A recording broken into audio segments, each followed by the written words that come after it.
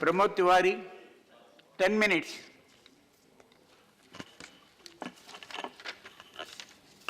Vice chairman साहब, मैं आपका आभारी हूं कि आपने मुझे एक बहुत महत्वपूर्ण विषय पर राष्ट्रपति के अभिभाषण पर अपने विचार व्यक्त करने का अवसर दिया। मैं जब से राष्ट्रपति जी का अभिभाषण हुआ है इसे पढ़ रहा था, मैंने पहली बार देखा कि इस राष्ट्रपति जी के अभिभाषण में जैसे इस सरकार के जीने की इच्छा समाप्त हो गई है। और अगर मैं से एक वर्ड में कहूं तो महामहिम राष्ट्रपति के प्रति पूरा आदर व्यक्त करते हुए मैं कहना चाहूंगा, व्यक्त के लिए नहीं कह रहा हूं, लंबी उम्र की दुआ करता हूं, पर इस सरकार का ये डाइंग डिक्लेरेशन है जो राष्ट्रपति का अभिभाषण आपने दिया है। आपने स्वीकार कर लिया है, आपने स्वीकार कर लिया है कि हम असफल हैं, हमारे पास अब भविष्य की कोई योजना नहीं है। आप ऐसा लग रहा था जैसे क्रिकेट की कमेंट्री कर रहे हैं, ये योजना चल रही, योजना चल रही, योजना चल रही।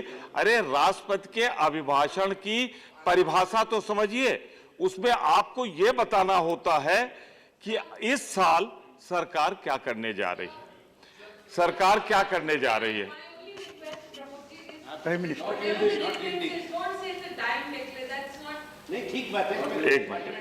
एक मिनट, मैं अपनी बात दोहराता हूं कि ये इस सरकार का डाइंग डिक्लेरेशन है। एक साथी मेरे कह रहे थे कि हमारी सबसे बड़ी उपलब्धि है कि 3.5 साल 4 साल में हम पे कोई आरोप नहीं लगा भ्रष्टाचार का। मैं एक चीज कहना चाहता हूं मेरे भाई, ये राफेल का क्या घोटाला है? 500 करोड़ का 1500 करोड़ में खरीद रहे हो, इकट्ठा तिगुना मार रहे हो। व्यापक क्या है? ये घोटाला नहीं है? 51 लोग मारे गए। ये छत्तीसगढ़ का घोटाला क्या है? ये राजस्थान में, मैं भाजपा सरकार की बात कर रहा हूं, आपकी छत्र छाया में जो फल फूल रहा है मैं उसकी बात कर रहा हूं। राजस्थान में जो 40,000 करोड़ का घोटाला ही क्या है? अरे टेंडर तो करा लेते, दूसरों की माइन तो देख रहे थे, आपने तो अपनी माइन से वो निकलवा दिया जिसका टेंडर भी नहीं किया। मैं आपसे कहना चाहता हूं, ये जो महाराष्ट्र का पतंजलि घोटाला हुआ है नागपुर का, ये क्या है? चिक्की घोटाला। वो मैं सिर्फ इतना कहना चाहता हूं, मैंने तो अभी कुछ घोटालों का जिक्र किया है। चिक्की घोटाला में चिक्की घोटाला जो है ये क्या है? अब वो मैं चाहता हूं, Please sit down, let him speak. When your turn comes, you speak. Petroleum घोटाला गुजरात का क्या है? ये कुछ नहीं समझ में आएगा, क्योंकि आपने घोटाले की परिभाषा बदल दी है। आपने तो घोटाले को दक्षिणा मान लिया है, आप उसे स्वीकार कर लेते हो।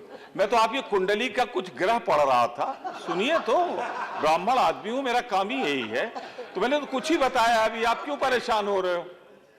मैं आपसे कह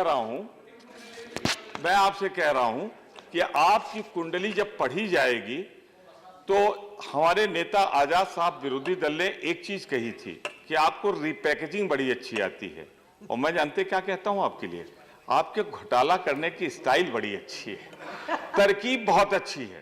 लोग फुटकर में करते हैं रिटेल में, आप होलसेल में मार देते हो, आप ये कर देते हो। अब ये क्या है जो मेरे ख्याल से जयराम जी बहुत अच्छी तरह जानते होंगे, शेयर मार्केट में जो गिरावट आई है बजट के बाद, ये क्या है? ये आप करा रहे हो, गिराओगे फिर भरोगे। लोग तो सैकड़ों की बात करते हैं, आप तो लाखों करोड़ कर जाते हो, लेकिन विशाल लोग हो, 60,000 का 80 करोड़ बनाते हो, आप तो डकार भी नहीं लेते हो, आप उतने बड़े भ्रष्टाचार में लिप्त हो।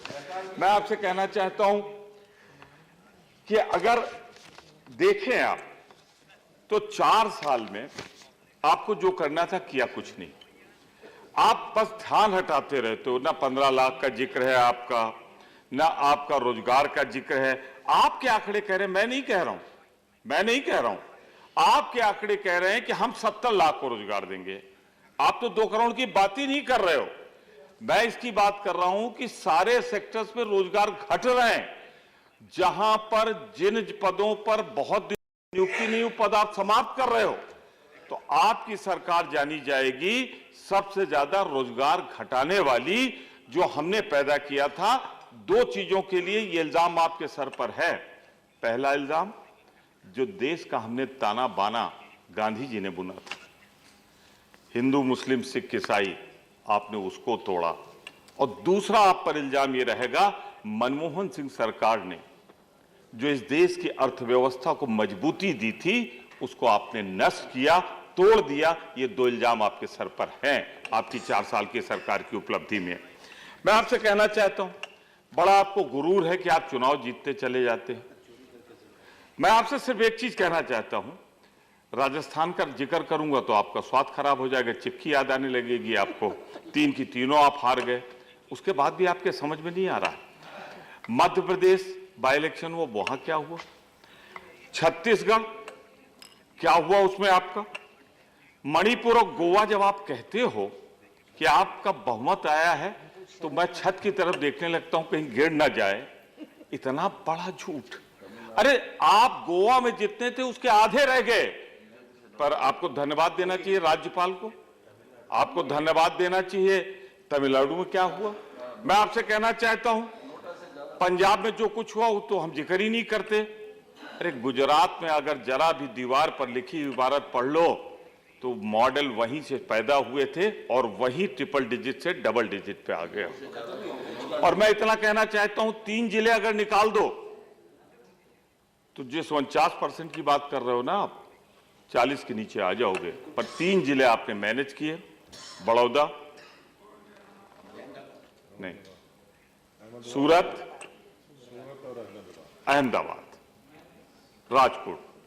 तो मैं आपसे सिर्फ इतना कहना चाहता हूं, जरा परसेंटेज पढ़ लीजिएगा। मैं तो आजकल खाली रहता हूं इसलिए कुछ सब पढ़ लेता हूं, पर आपके पास तो काम है, थोड़ा टाइम निकाल के आप पढ़ लीजिएगा। आप पर इल्जाम है कि मजबूत अर्थव्यवस्था जो दी थी हमने, आपने उसको कमजोर किया, देश के ताने बाने को तोड़ा, संवैधानिक और संवैधानिक संस्थाओं को कमजोर किया, भारत की प्रगति को रोका, देश को कमजोर किया, सरकार की विश्वसनीयता समाप्त की। और आज का अखबार अगर पढ़ सको तो अगर आंख में आंसू न हो तो ग्लिसरीन लगा लो। 4 सैनिक आज फिर मारे गए, एक बहादुर कैप्टन है उसमें। आप अगर जोड़ो तो 44 महीने के अंदर आपकी सरकार के जितने सैनिक मारे गए हैं, शहीद हुए, मैं उनको कहूंगा, उतने सैनिक कारगिल युद्ध में भी नहीं शहीद हुए थे। एक युद्ध पूरा लड़ने के बाद, क्योंकि आपको शौक है, आप काबुल से चलोगे, उड़ोगे, बिन बुलाए लाहौर पहुंच जाओगे, चरणों में गिर जाओगे और उसके बाद लौट के आओगे। मैं आपको एक थोड़ी सी बात बताता हूं कि आप जरा देखिए, यूपीए सरकार के मुकाबले एनडीए सरकार में 500%, 500 गुना ज्यादा युद्ध विराम की सीमा का उल्लंघन हुआ है। 500%। मैं फिगर देता हूं आपको, 44 महीने में 160 सीज फायर का उल्लंघन इसी साल हो गया है और 2474 आपके 4.5 साल के कार्यकाल का है, जो हमसे 500% ज्यादा है। मैं आपसे एक चीज पूछना चाहता हूं, 340 पर्सनल हमारे जवान शहीद हुए हैं, अर्धसैनिक बल और सैनिक बल के, और 194 सिविलियंस मारे गए। कहां गया 56 इंच का सीना आपका? एक के बदले 10 लाएंगे। और आज मुझे सबसे ज्यादा पीड़ा और तकलीफ हुई और मैं इजहार करना चाहता हूं उस पीड़ा का, उस दुख का, जब आदरणीय अमित शाह जी बोल रहे थे, मेडन स्पीच थी उनकी, उन्होंने कहा सर्जिकल स्ट्राइक हुआ देश के इतिहास में पहली बार। तो उस समय आप अपमान कर रहे थे उन सैनिकों का जिन्होंने एक नहीं 10 बार सर्जिकल स्ट्राइक किया। आप अपमान कर रहे थे 1971 के युद्ध का, जब दुनिया के नक्शे पर भूगोल बदलकर बांग्लादेश पैदा किया गया। आप अपमान कर रहे थे वीर सैनिकों का अपमान कर रहे थे जिन्होंने शहादत दी। पर फर्क इतना है, हम देश के लिए जीते हैं, आप दल के लिए जीते हो। पहले सर्जिकल स्ट्राइक होती थी, हम उसका जिक्र नहीं करते थे, और अब सर्जिकल स्ट्राइक होती है तो आप उसका पॉलिटिकल फायदा उठाते हो, क्योंकि आपको दल प्यारा है, हमको हिंदुस्तान प्यारा है। यही आप में और हम में फर्क है। मैं सिर्फ इतना कहना चाहता हूं, आपने अपमान किया है। Please conclude. Time is over. 1 या 2 मिनट दे दो तो ठीक है, नहीं को बात नहीं कंक्लूड कर, बोलो conclude. मैं कंक्लूड कर दूं। Please conclude. प्रधानमंत्री का अपमान किया। प्रधानमंत्री किसी के चरणों पर जा रहे हैं। हाँ, नहीं गए क्या? Yeah, you speak in your turn, I say. You speak in your turn.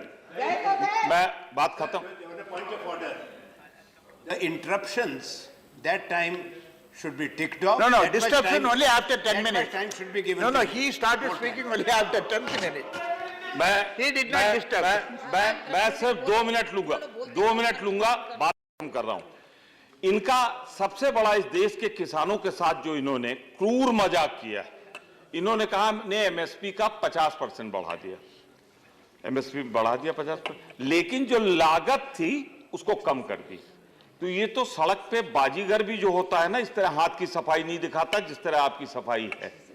अरे ये क्या बात हुई, ड्योढ़ा किया, और ड्योढ़ा जिसका किया उसकी लागत पे कम कर दिया आपने कह दिया कि इसकी लागत कम आई और उसका ड्योढ़ा कर दिया। अगर यही सही था तो एक पैमाना है, आपके राज्य में किसान आत्महत्या क्यों कर रहा है इसका जवाब चाहिए हमें। आपके राज्य में पलायन क्यों हो रहा है इसका हमें जवाब चाहिए। और दूसरा एक अनुरोध है आपके माध्यम से कम अब तो गरीब के जेब पर, आम आदमी के जेब पर डाका डालना बंद करो। आज का रेट है पेट्रोलियम का 67.87 पर बैरल, आज का, अभी का 2-3 घंटे पहले का। बोलिए ना किसानों और आपने बेचा क्या है आज 73.08 शेर। पेट्रोल, और मैंने वही कहा डॉलर पर बैरल, मैं कह चुका। अब रुपए पे आइए, 73 रुपीज पेट्रोल है, 64 रुपए डीजल है। ये डीजल क्या है किसान को इनका मालूम नहीं, तो पूंजीपतियों की पार्टी है, इनको मालूम नहीं है। डीजल इस्तेमाल होता है सिंचाई में, डीजल इस्तेमाल होता है ट्रैक्टर में, डीजल इस्तेमाल होता है जब आप फसल को मड़ाई करते हो। तो सबसे ज्यादा डाका अगर आपको डाल रहे हो तो किसानों की जेब पर डाका डाल रहे हो। मैं सिर्फ एक बात कह के बात समाप्त करूंगा। मैं अपनी बात पे बल देते हुए कहना चाहता हूं, इस सरकार का डाइंग्रेशन नहीं कहूंगा, मृत्यु पूर्व दिया गया बयान है सरकार। Please conclude.